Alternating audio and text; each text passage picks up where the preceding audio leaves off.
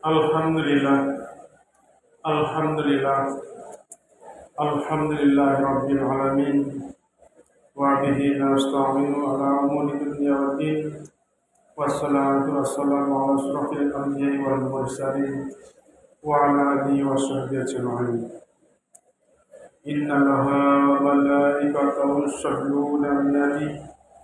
Ya ayyuhalladzina amanu sallu 'alaihi wa sallimu taslima.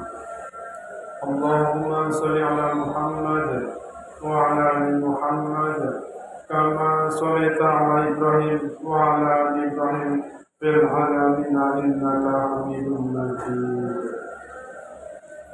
Ya ayyuhalladzina amanu idza nudiya lis-salati min yaumil jumu'ah fas'au ila dzikrillah wa dharul bai'a muharramakum in kuntum ta'lamun. فإذا قضيت الصلاة فانتشروا في الأرض وابتغوا من فضل الله واذكروا الله كثيرا لعلكم تفلحون. وإذا رأوا تجارة أو انفضوا إليها وتركوك قائما قل ما عند الله خير من المال ومن التجارة والله خير الرازقين. Alhamdulillah, Alhamdulillah Rabbil Alamin. Sidang Jumat yang dirahmati Allah Subhanahu wa taala, marilah kita tingkatkan iman dan takwa kita kepada Allah Subhanahu wa taala, karena hanya dengan iman dan takwa kepada Allah Subhanahu wa taala yang insyaallah senantiasa akan menyelamatkan kita di dunia dan di akhirat. Seperti kita selalu berdoa minta keselamatan di dunia hasanah, biar dunianya juga baik. Fafil akhirati hasanan dan fafil akhirati hasanah dan akhiratnya juga baik. Sidang Jumat yang dirahmati Allah Subhanahu wa taala, sungguhlah bersyukur kita menjadi orang-orang yang terpilih. Menjadi orang-orang terpilih kita bisa hadir di awal waktu untuk kita insyaallah sama-sama melaksanakan sholat Jumat berjamaah. Sidang Jumat yang dirahmati Allah Subhanahu wa taala, karena sungguh keberuntungan yang sangat besar, nikmat yang sangat besar ketika kita bisa menjalankan ibadah dengan istiqomah. Jadi Allah sangat menyukai sesuatu hal kebaikan yang istiqomah, walaupun hanya sebesar biji zarah. Jadi sesuatu yang istiqomah itu memang harus kita jaga, sehingga ada di ayat Quran surat Ali Imran ayat 8, Rabbana la tuzigh qulubana ba'da idh hadaitana wa hab lana min ladunka rahmah innaka antal wahhab. Dalam di situ menjadi doa kita sering mendengar doa itu dan bahkan kita sering melafadzkan doa itu, ya Rabbana zalamna anfusana wa illam taghfir lana wa tarhamna lanakunanna minal khasirin. Agar kita mengharapkan supaya kita istiqomah dalam doanya. Ya Allah, janganlah Engkau palingkan kami, condongkan kami dalam kesesatan setelah Engkau memberikan petunjuk kepada kami dalam kebenaran. Ya Allah, berilah rahmat kepada kami. Jadi doa itu harus sering-sering kita dawamkan supaya kita itu mohon istiqomah dalam ibadahnya. Karena istiqomah itu menjadi patokan kita bahwa kita adalah sudah sukses dalam ibadahnya. Ketika kita adalah sudah sukses dalam ibadahnya, maka itu adalah kita sukses mencapai akhirat. Dan seperti sering kita dengar bahwa ketika kita kejar akhirat, insya Allah dunia ikut. Tapi ketika kita kejar dunia, mungkin akhirat akan kehilangan karena kita lupa dengan akhirat. Jadi sidang Jumat yang dirahmati Allah Subhanahu wa taala, marilah kita harus selalu istiqomah dalam ibadahnya, apalagi kita sedang menghadapi suasana situasi bahkan situasi ekonomi secara global yang tidak menguntungkan, menjadikan kita harus selalu bersabar. Harus selalu bersabar dalam menghadapi cobaan-cobaan hidup ini. Jadi maka kita banyak-banyaklah kita berdoa seperti doa Rasulullah, Allahumma ya muqallibal qulub tsabbit qalbi ala dinik. Jadi ketika Sayyidina Aisyah ditanya doa apa yang sering dilakukan oleh Rasulullah, Sayyidina Siti Aisyah menjawab, Allahumma ya muqallibal qulub tsabbit qalbi ala dinik. Kenapa seorang Rasul saja yang sudah dijamin surganya masih berdoa untuk meminta ketetapan hatinya supaya istiqomah dalam ibadahnya? Apalagi kita yang sebagai umatnya yang kadang imannya naik, begitu turunnya anjlok jatuh sampai ke dasar-dasar. Jadi marilah kita selalu berdoa supaya kita tuh selalu istiqomah dalam ibadahnya, supaya kita selalu istiqomah, supaya kita tuh selalu dalam setiap langkah kita itu selalu bernilai ibadah. Jadi ada suatu riwayat dari Syekh Abdul Qadir Jalani, ketika sedang berjalan dengan santrinya ketemu seseorang pemabuk. Jadi Syekh Abdul Qadir Jalani ditanya oleh si pemabuk, ya Syekh, apakah mungkin seorang pemabuk ini bisa diampuni dosanya? Kata Syekh Abdul Qadir Jalani, sangat mungkin sekali. Ditanya lagi, ya Syekh, apakah seorang yang pemabuk ini mungkin bisa masuk surga? Sangat mungkin sekali. Dan pertanyaan ketiga, ya Syekh, apakah mungkin seorang Syekh Abdul Qadir Jalani bisa terperosok dalam kehinaan? Saat itu Syekh Abdul Qadir Jalani itu tertunduk menangis karena tidak bisa menjawab. Tidak bisa menjawab apa-apa. Karena sungguh hati ini berbolak-balik. Hati ini kadang-kadang kita itu berpikir positif, kadang-kadang berpikir negatif. Tapi insya Allah kita punya filter berpikir. Yang negatif itu gimana? Apa harus kita teruskan, kita jalankan, atau harus kita berhenti?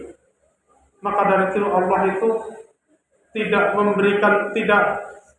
menghakimi, Allah tidak menjatuhkan dosa apabila itu masih ada dalam pikiran. Sampai itu tidak dijalankan. Tapi ketika ada dalam pikiran terus kita jalankan, disitulah ada dosa. Maka sidang Jumat yang dirahmati oleh Allah Subhanahu wa taala, kita mengambil pelajaran dari Syekh Abdul Qadir Jalani yang kita sama-sama kita ketahui, seorang guru, seorang wali kutub yang begitu mahzur namanya. Ketika ditanya sama seorang pemabuk, apakah mungkin seorang Syekh Abdul Qadir Jalani bisa terjerumus dalam dosa? Sungguh Syekh Abdul Qadir Jalani menangis karena tidak bisa menjawab apa-apa. Maka dari itu marilah kita selalu berdoa, Allahumma ya muqallibal qulub tsabbit qalbi ala dinik. Jadi sebagai ilustrasi kita mungkin dalam dalam ibadah sosial kita mungkin setiap hari mungkin kita ngasih sedekah subuh mungkin 2.000 perak. Ada yang ngasih sedekah mungkin satu bulan mungkin langsung 60.000. Tapi ketika orang yang memberikan sedekah 60.000 satu bulan sekali, mungkin ketika dia ingat mau beli pulsa, ingat dia mau beli bakso, mungkin ingat kalau uang itu sudah masuk sedekah. Maka di situ menjadi ada keraguan keikhlasannya. Tapi yang 2.000 tiap hari, barangkali yang 15 hari barangkali teringat mau ngasih sesuatu, tiba-tiba sudah dimasukkan infak. Mungkin yang 15 kali betul-betul lupa. Karena menjadi syarat kita secara umum adalah di mana rasa ikhlas itu adalah ketika kita lupa. Bisa melupakan suatu hal kebaikan itu adalah menjadi tolak ukur bahwa kita itu sudah mencapai titik ikhlas. Tapi ketika kita masih mengingat-ingat, itu adalah menjadi pertanyaan, berarti kita itu masih dipertanyakan keikhlasan kita. Jadi semoga kita itu menjadi orang-orang yang selalu istiqomah dalam ibadahnya, karena diantara ada 3 doa yang sangat dibenci setan, diantaranya adalah doa Allahumma ya muqallibal qulub tsabbit qalbi ala dinik. Allahumma inni as'aluka husnul khatimah. Itu juga termasuk bagian doa yang paling dibenci setan. Kenapa setan sangat membenci orang yang berdoa ingin mati husnul khatimah? Karena orang-orang yang selalu berdoa ingin mati husnul khatimah berarti orang itu akan menjaga ibadahnya. Orang-orang yang selalu berdoa ingin mati husnul khatimah, orang itu pasti akan melakukan kebaikan-kebaikan. Dan orang-orang yang selalu berdoa ingin mati husnul khatimah, otomatis orang itu akan mempunyai filter yang cukup kuat ketika kita melangkah, ketika kita melakukan suatu perbuatan, apakah ini baik atau buruk. Jadi doa Allahumma inni as'aluka husnul khatimah sebetulnya itu doa untuk kita sendiri yang masih hidup.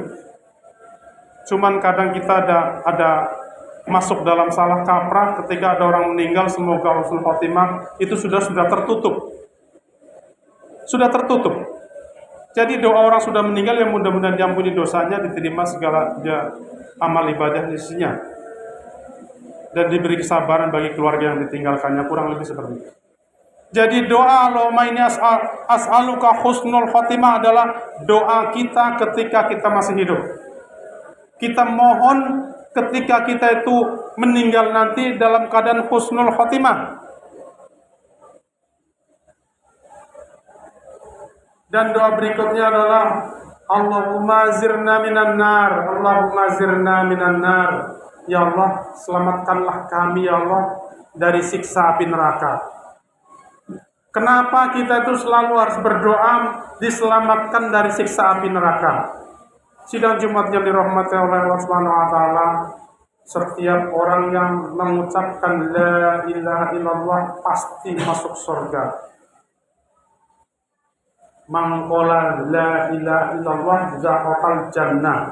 Siapapun yang mengucapkan 2 kalimat syahadat pasti masuk surga selama syahadatnya itu tidak batal. Masuk surganya kapan tergantung pada amal ibadah kita. Kenapa kita harus masuk neraka dulu, dicuci dulu? Karena di surga adalah tempat yang suci, tempat yang bersih, tidak ada kotoran di surga. Jadi ketika kita mau masuk surga, karena kita punya kunci surga, la ilaha illallah Muhammadur Rasulullah, itu menjadi kunci surga kita, maka kita pasti semua masuk surga. Cuman jangan sampai kita transitnya di neraka terlalu lama. Alhamdulillah, syukur-syukur kita tidak sampai transit ke neraka karena kita dalam masa pencucian. Maka dari itu ada doa Allahumma azirna minan nar, Allahumma azirna minan nar, Allahumma azirna minan nar. Ya Allah, selamatkan kami ya Allah dari siksa api neraka. Jadi sungguh ada 3 doa yang sangat dibenci setan itu. Marilah kita selalu lafazkan, dan saya sendiri insya Allah saya selalu lafazkan doa-doa itu karena kita takut sampai kita itu nanti dibakar di neraka. Jadi seberapa lama kita dicuci di neraka, seberapa lama kita transit di neraka tergantung daripada amal ibadah kita. Maka dari itu semoga kita menjadi orang-orang yang selalu istiqomah dalam ibadahnya.